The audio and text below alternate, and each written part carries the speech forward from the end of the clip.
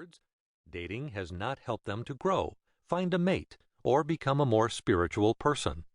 So it makes sense to kiss it goodbye. And we empathize with this pain, as we have seen over the years working with many singles and being single for a long time ourselves. Both of us were well into our 30s before we married. Dating can cause a lot of hurt and suffering. Many people become disillusioned in the process, and they feel like they do not know how to make it work. They experience heartbreak. They repeatedly pick the wrong type. They can't find the right type, or they find the right type and they don't like him or her as much as the wrong type. They have trouble integrating their spiritual life into dating, and they question what to do with physical attraction and moral limits, as well as wonder when to move from casual dating to a more significant relationship. For many people, the pain and suffering of dating becomes too much, and they are ready for an alternative.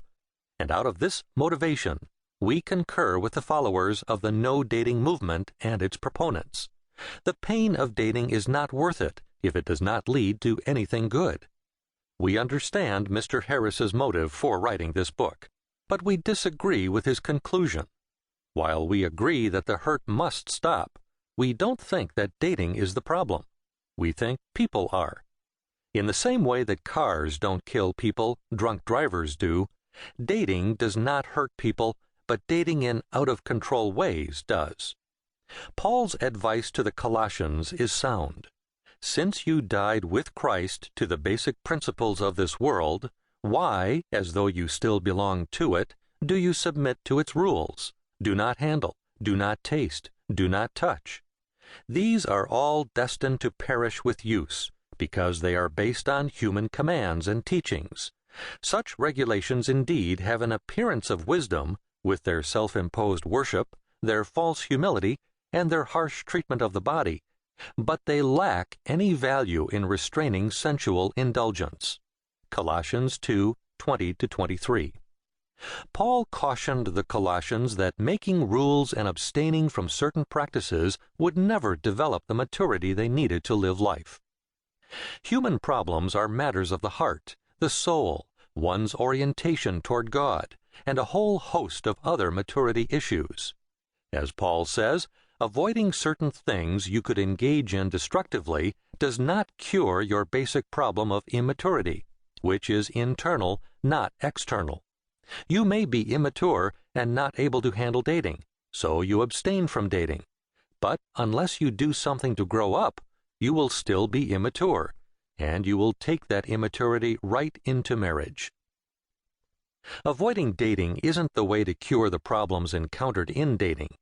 The cure is the same as the Bible's cure for all of life's problems, and that is spiritual growth leading to maturity.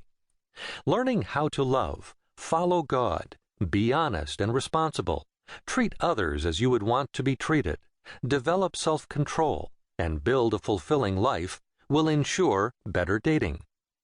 Before we tell you in this book how to date well, we want to point out some reasons why we think you shouldn't kiss dating goodbye, and some more reasons why we think dating can be great. In his book in the chapter, The 7 Habits of Highly Defective Dating, Joshua Harris talks about the following negative tendencies of dating. 1. Dating leads to intimacy but not necessarily to commitment. 2. Dating tends to skip the friendship stage of a relationship. 3. Dating often mistakes a physical relationship for love. 4. Dating often isolates a couple from other vital relationships. 5. Dating, in many cases, distracts young adults from their primary responsibility of preparing for the future. 6. Dating can cause discontentment with God's gift of singleness. And 7.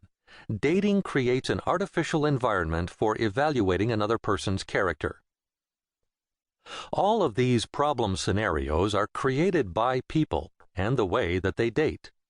Throughout the rest of this book, we will address each one of these by looking at the lack of appropriate structure within, among other things, a person's character, support system, values, and relationship with God.